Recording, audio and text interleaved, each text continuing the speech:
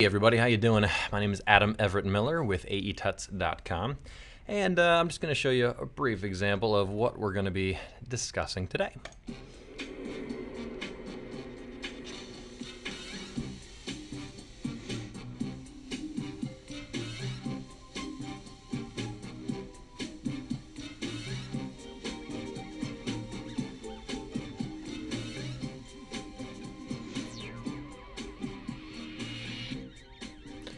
Stellar. All right. So what we did there is we kind of have the, actually let me just go back up to it. What we have is kind of it's a little bit of a write-on effect as the, as the outline of the words are coming into existence. It's kind of leaving this kind of smoke trail behind, and just kind of creating a cool little misty look. And I've noticed that in a lot of commercials lately, they're just kind of leaving these little like vapor puffs behind them, and I think it's kind of a cool effect. And so I wanted to experiment and see if I could do it myself, and I did. So I'm going to show you how to do that really quick. Well, first off, what we're going to do is let's just get started right away. We want to open up a new composition, and let's go down. We already have it selected, square pixels, and 20 seconds with that extra 3 in there, just for free. And we have a nice black background. We need to create text with an outline so that we can have it right on. So let's just write aetuts, right? And it's aetuts plus, because they're giving you more than they ever did before. And I have it at half. Let's change it to full. And okay, so the filter that we're going to be using is called the write-on filter. And what we want to do before we apply this filter over here, notice how the text itself, this is the layer of the text, in this bounding box. So what we want to do is we want to make it so that the filter applies to this entire area. And we'll get back to that in just a little bit, and we'll explain why. But pretty much we want to create a new black solid and drag that below, and then we want to pre-compose both of these. We can go up to layer and down to pre-compose, or simply just select them both, hit Control-Shift-C, and we have ourselves a pre-composed layer. And we'll call it words, just to avoid confusion. Well, now that we have a pre-composed layer, we can go over to write-on, and look at that. Beautiful. Okay, here's what write-on is really quick. And if you guys already know this, you can scrub ahead in this tutorial, or you can watch just to make fun of how elementary this tutorial is. But what we want to do right off the bat is we're going to set the beginning brush position. So let's just start right down here. And you notice that, like, what's going on here?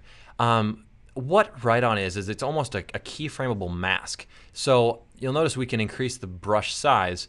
We can get this thing huge, okay? So as you drag it around, well, okay, it's still kind of confusing. What is this?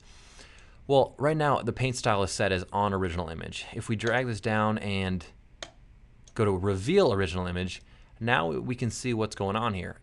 Wherever the brush is, it's almost kind of scraping that part away, or almost, I mean, in essence, it's just creating a mask, which will then reveal whatever's behind it.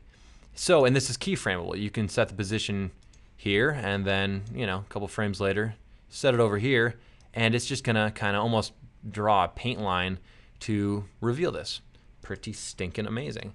So let's back that up, and let's change it back just so that we can see what we're doing. Let's bring it back down. It's way too massive, so let's crunch it down. You want to make the brush size just a little bit bigger than the width of your line, or whatever the outline may be. And let's just go ahead. I'm just going to do the A right now, just to, for the example's sake. We will set a keyframe for the brush position, and I'm just going to hit page down a couple times to move forward. And let's go ahead and start revealing this A. Notice that as I go, it's affecting the layer, or the last keyframe. It does create kind of a curve. So when you come to these right angles over here, that's something that you got to keep in mind. Let's go forward a little bit and keep going. Notice this was, as I drew it, was going over to the T. It's not always going to be this fat, thick line. As you begin to really stretch it out, you got these little spaces in between the dots. And typically, just to avoid any frustration, because as you start getting long lines, you might start losing some information. So I try to keep my frames pretty close together and not do any long, because over here in the T, you could just, oh, set a keyframe there and then we'll set another one there. Well, I tend to, make 2 or 3 keyframes just so that there's a lot of little dots. I think there's only a limited number of paint dots per thing. I don't know why they don't just do a solid strip, but hey, that's fine. That's their call. Okay, so let's just continue to go up and around, and we'll go through. I'm just moving forward a couple page downing every couple frames, and then we can go right into this guy if we want to. And you know what? Forget that. Let's not do that. You don't want to watch me go through all those. You have the basic idea, right? We'll come and go reveal original image, and as we go over all these keyframes here, you can see it's kind of drawn itself out, right? Pretty amazing. Okay. So let's just hit N to bring that up, and enter, or 0 to get a little bit of a RAM preview. And that's not a bad speed. But let's just say this is way too slow. You want it just to go poof and just fly on there really fast. We'll just select all your keyframes, just like any keyframes you want to put together. Hold down Alt or Option if you're on a Mac, and you can stretch them out so that it drags out a lot longer, or you can crunch them down so that it's much faster. Basic principle. Take it, lock it away, put it in your pocket for later. Okay, well, I as I started doing this tutorial, I realized that you're not always going to be dealing with convenient text that you can apply this little stroke to. I already had it with the stroke. Maybe I should have explained that. Typically what will happen is you have text and it will just fill in, right? So that's fill. You can swap it, and this is the outline. So you have your fill over here, and you have your outline over here, right? Well, if you swap it, then your stroke is on the outside, and you could change that to whatever color you want to. That's fine. But you don't want to have anything on the inside. I mean, you can if you want to, but all this said, this allows you to actually create a stroke around the outside, and you can make it bigger or smaller, depending on what you want to do. But a lot of times you don't have one. For example, let's take this New York Yankees thing. Oh, I just opened a GIF and it's going to default over to fireworks. I got to change it. Okay, hold on. Yes, there we go. So we have fireworks. So here we have a delightful logo. Well, this logo itself, it's already flattened, right? Well, what we can do is let's just pop over to Photoshop really quick, and this might be common sense, but you take your logo. What you do is you can just, with it selected, I'm gonna change that background color so that you select right here. Whatever the logo may be, this is kind of a common sense, and this is pretty boxy and pretty basic, but you can get rid of the background. Then you simply right click, add a little bit of a stroke. We'll make it white, and let's make it a little bit fatter for the discussion. Let's get rid of this guy over here. I don't know what this is all about. Trademark. Yeah, I'm gonna get in trouble for this. So you can basically, I'm doing this just to say that you can add a stroke to anything you want to. Then you save this. I'm gonna get rid of this bad boy. You save it as, let's see, what do we want to save it as? New York. I've already done this, so I was just showing you. Yes, sure, I'll save it. And okay. Then as we get rid of it, we come over, we pop it into place, and sure, okay, everything's delightful.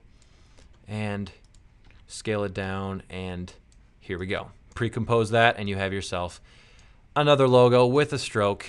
It's awesome. So good. I know what you're saying, Adam, dude, this is not that fun. Come on, when are we getting into the good stuff? Well, here, let's just begin. I'm gonna go ahead and pause it and just go through this, because you do not want to sit and watch me go through adding a stroke to the entire thing, because that's just gonna be tedious. So I'm gonna pause really quick, and if you want to do it, basically, you understand this principle, right? It's just pretty simple. Okay, I'm gonna go through and I'll be back in like pretty much right now. Here we go. Okay, so I've gone through and just applied it all the way across the board, right?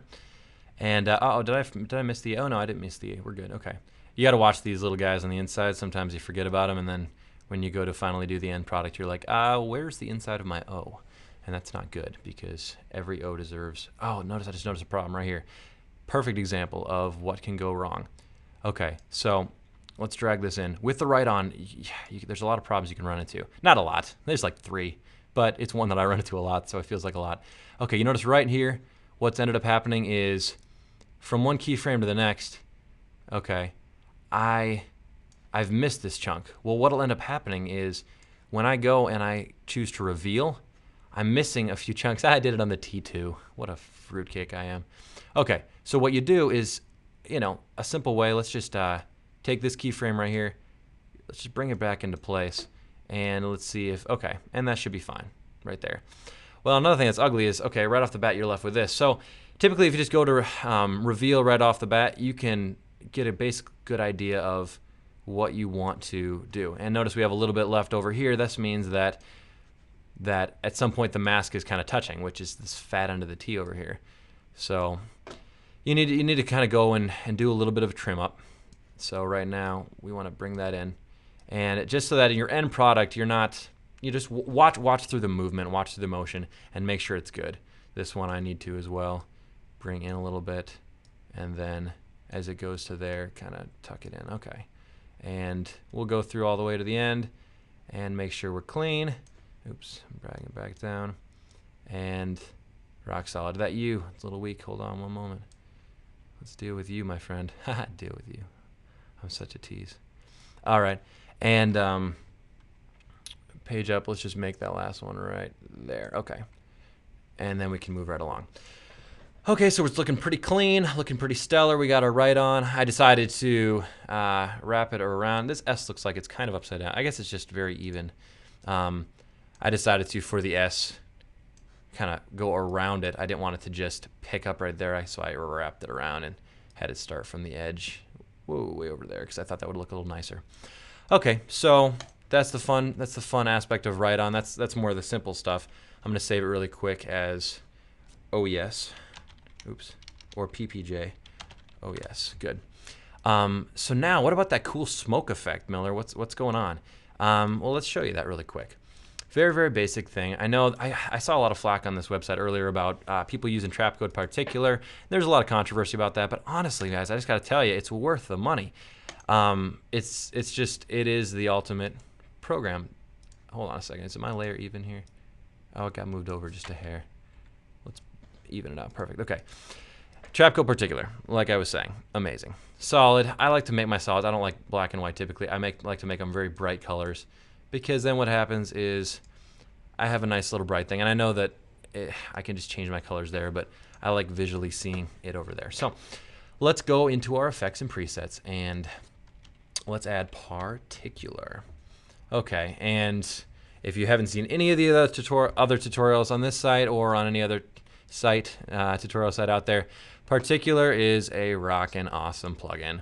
It's basically just a particle generator, but it has so many options. It's so customizable, and that's what we're going to be tapping into. So you can also keyframe the position, and that's the basic principle.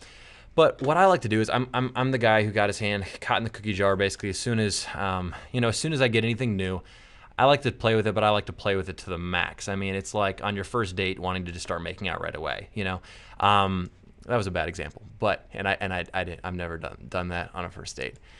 But so we have the number of particles that are being emitted, and pretty much as soon as I got this plugin, I was like, man, let's crank this thing up. So I just pretty much anytime I do it, I just hit 9 a bunch of times and then hit enter to see what it maxes out at. Which for particular, it's 200,000.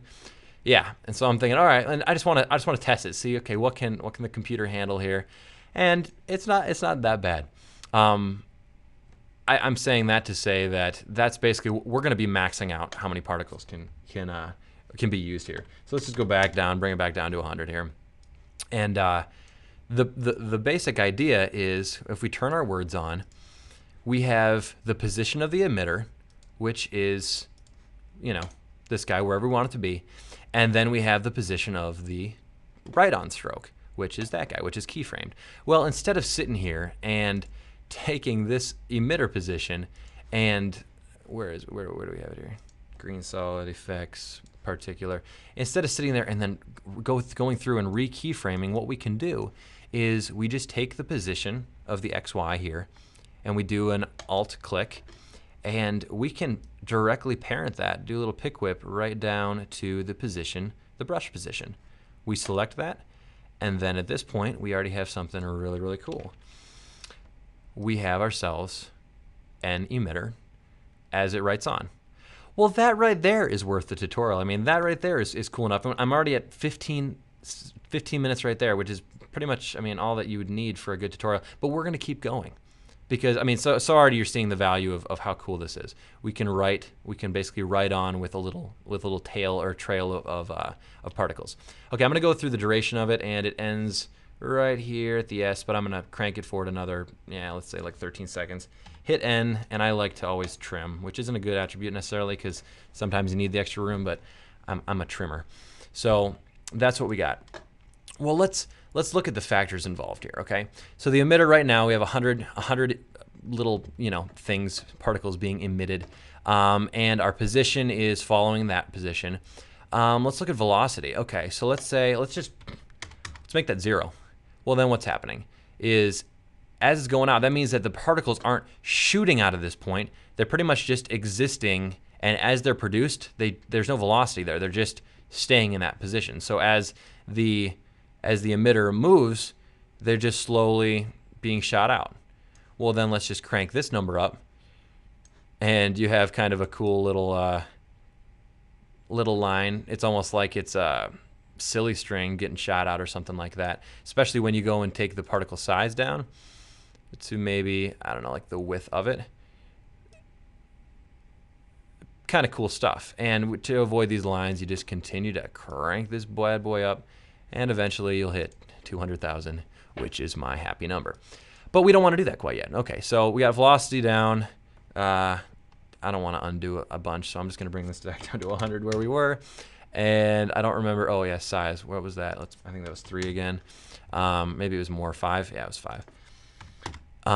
And what was the other thing we did? Velocity. Okay, let's take the velocity and pop it back up to not that much. Easy killer. I think it starts at 20 or 100 or something like that. Or maybe it was 100. Doesn't matter. Okay, so that's one factor. Okay, what is it that we're really trying to do? We want to create the smoke look. So if we do create this look, that basically what we're doing is we're creating this line. So we're at 0 there. We'll crank it up a little bit more just so we have it. We will crank the size down to about, let's actually make it 0.5. Let's make it wicked small, right? And hopefully you can see this on the screen capture. Well, so that make sure you can see it. I'll make it 1 right now. And then another thing that we want to do is we want to go into physics, and we want to go into air, and then we want to change the turbulent field and affect the position. So it's gonna crank it out and make it. Andrew Kramer talks about this in some of his stuff. This will basically just make a real funky looking, like, what in the world is going on, right? It's just creating, I mean, we talk about silly string. It's pretty extreme. I'm trying to think of how I did it in the final one. Basically, there's so many options that you can do with this. Without affecting the velocity too much, maybe we don't even want to affect the velocity. We can, or we'll leave it at like, what, 5 or something like that. If we crank this up, and you can hold down Shift to really crank it up, you start getting kind of a cool, Smokey effect or whatever. Or I don't know, it's something. It's just spraying it out. So let's make that 10, or no, let's make that 15. Okay, and then I don't like how thick that is. So let's just, first off, let's just take the opacity and we'll knock it down to 50. Okay, so it's a little softer. And then let's take the opacity over life, and it has a few little presets over here. Let's just have it so that as the life of this thing goes on, it's gonna fade out eventually, right? And let's also take the life and bring it down to 2, or maybe 1, maybe 1. Let's see, is that too fast? That's too fast. You can't see the full effect there. 2 it is, okay. And what are some other things that we want to do? Let's see, that's affecting it. It looks like the turbulent field's a little funky. That's maybe a little bit extreme. Let's take it down to 250. And I think at this point, now that we have the turbulent field, maybe we can bring the velocity back down.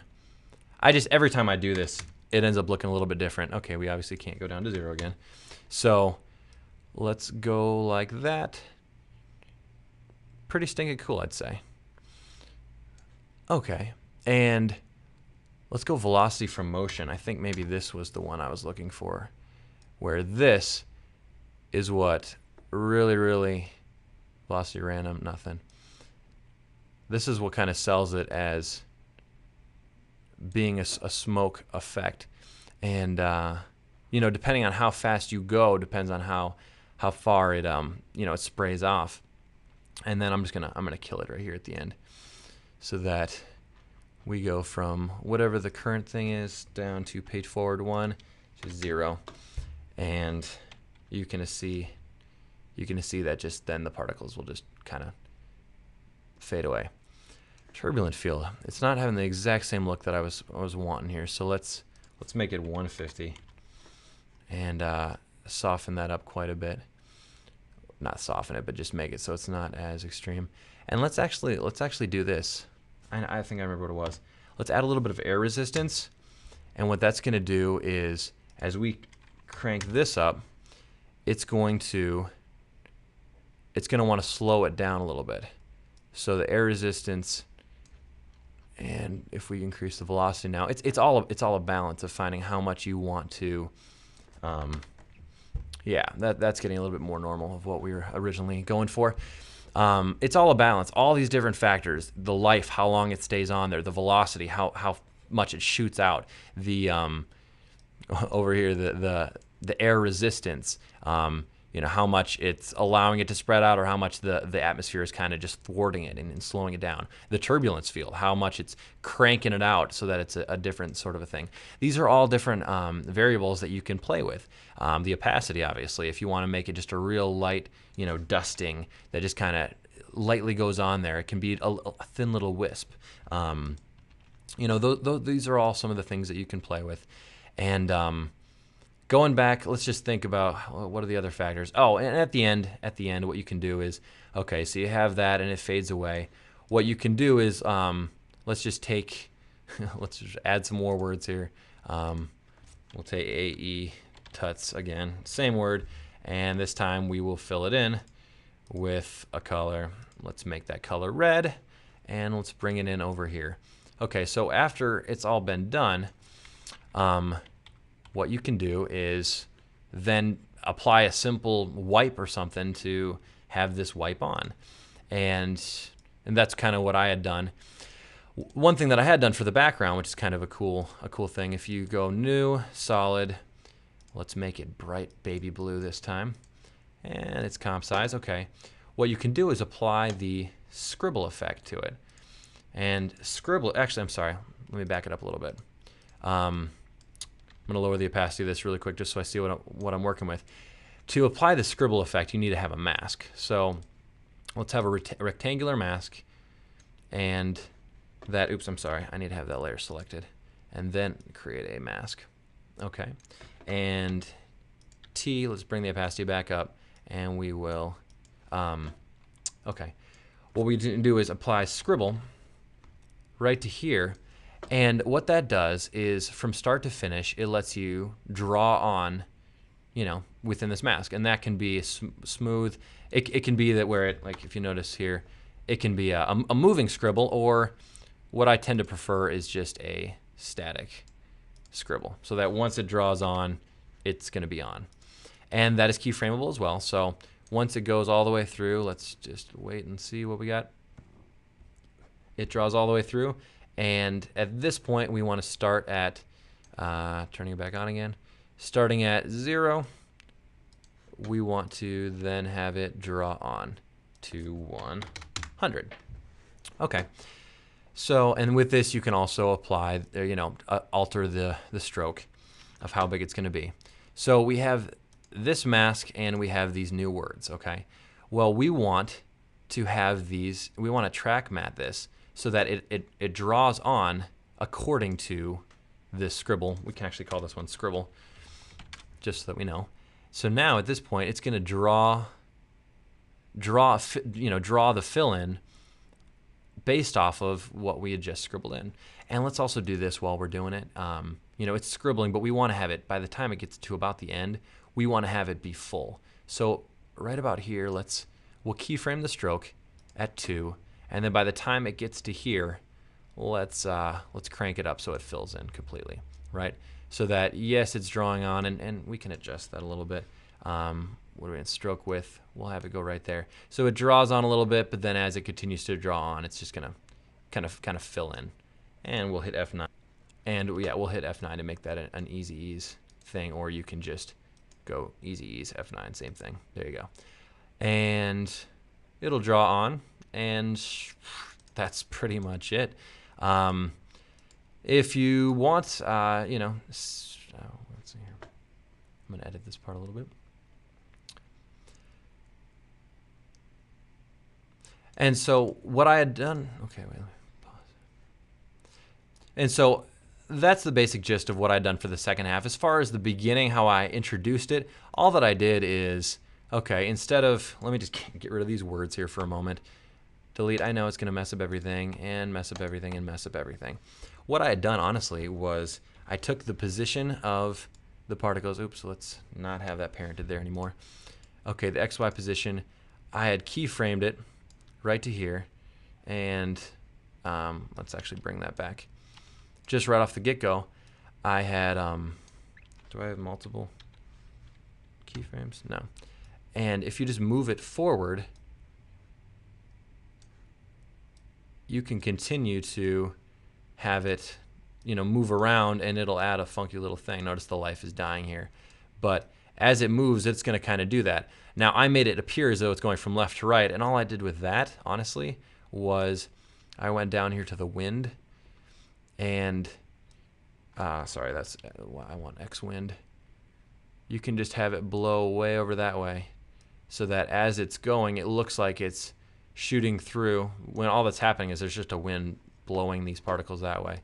And I had to go all the way through, and let's set the keyframe for the wind there, and I think it had actually ended up right around this point, or, you know, it can end up wherever you want it to be, in which case I'll get rid of that. But you know, you can keyframe it for there, bring it up both keyframes, and then just move forward one frame, and then set that keyframe, or, you know, set the wind back down to 0. And then here at any point, wherever you move it around, it will, you know, at that point you can swap it out, so then it will be following whatever. And so it's like a flying sperm kind of, if I can say that. I don't know if that's inappropriate, but it kind of looks like that a little bit. I'm sure you could play around with it and make it legitimately look so. Maybe for health class, if you want to do a class project or something like that. It's not crass or crude. That's anatomy right there. That's life. So yeah, this is Adam Everett Miller with, oh, okay. So yeah, this is Adam Everett Miller with aetuts.com, and I hope you enjoyed the tutorial, and I'll talk to you soon.